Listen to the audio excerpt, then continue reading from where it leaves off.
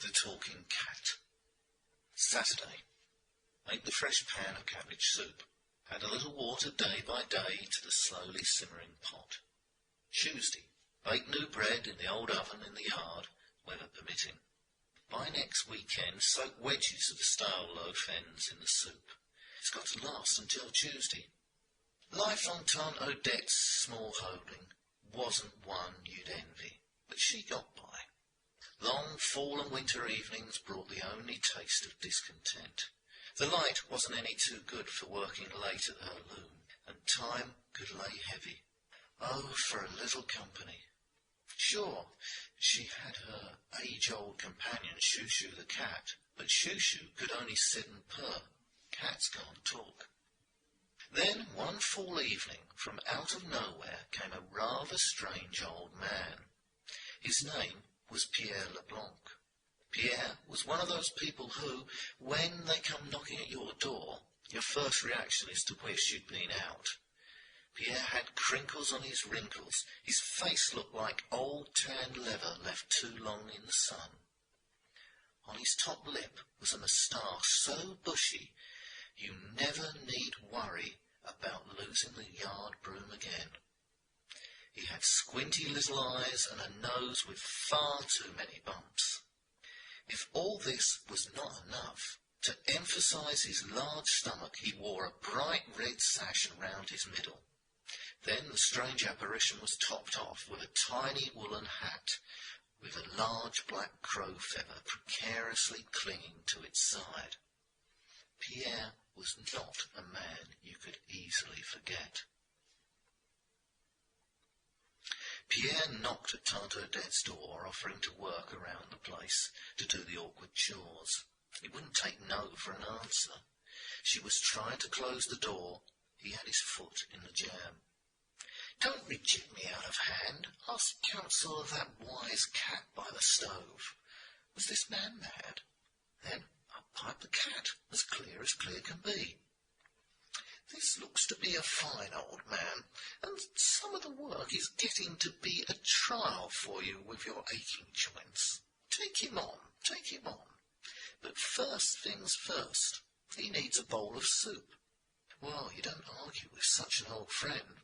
So she went to the pot with her ladle. She couldn't stop herself from asking one question, though. Shoo-Shoo, why have you never said anything before? I talk when the matter is important. Pierre was a good worker. Entertaining company of an evening, too. Always there with a yarn or two. Shoo-Shoo sat near the fire listening with an inscrutable smile on his face. And then, one night, after a particularly good tale about a grizzly in his canoe, up piped Shoo-Shoo again. Oh, more cabbages. Pierre can't work on cabbage, soup and stale bread. What about pork pie and cheese? Well, the idea was quite tempting to Odette, too. Her new comfortable life had grown on her. A change for the better in the diet would be quite welcome. Now, Tante Odette wasn't that badly off. She'd led a frugal life, and she'd always been one for saving. Some might have called her a miser. For when Pierre was out chopping wood, she would look out the old sock from her work basket and empty out her little treasure of coins and run them through her fingers. Shoo-Shoo would watch out the corner of his eye and smile, and sometimes Odette would have the idea that someone else was looking too, but she never saw that faint shadow at the window.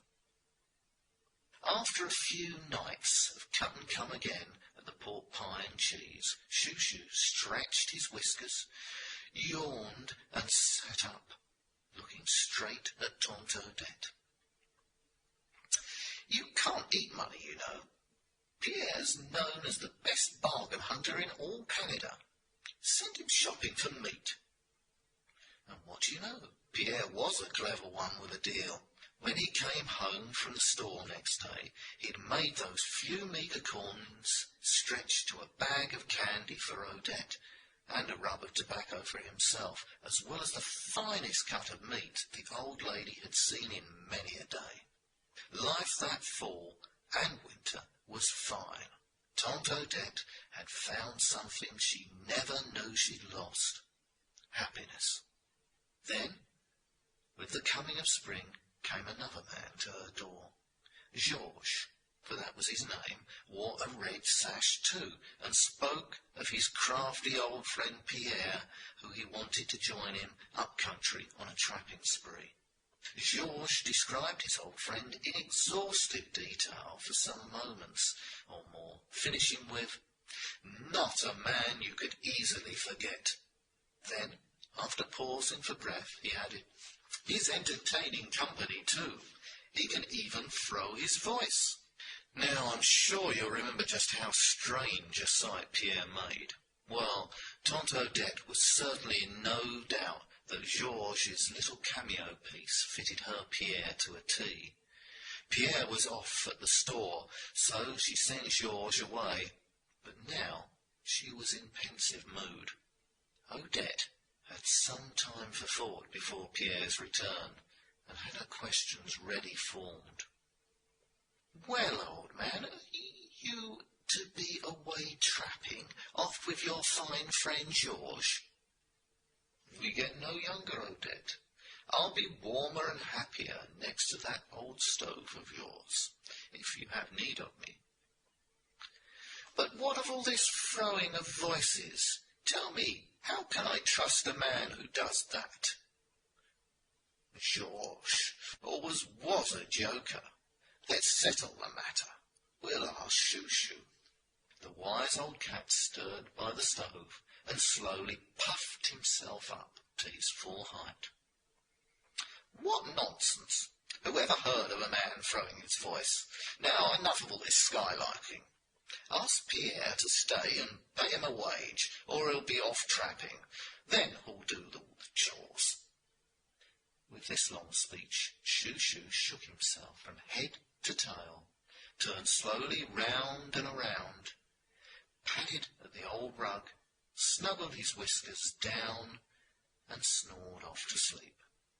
With Chou-Chou dozing by the fire, Pierre telling a convoluted tale, and Tante Odette rocking in her favourite creaky old chair, the three lived happily from that day.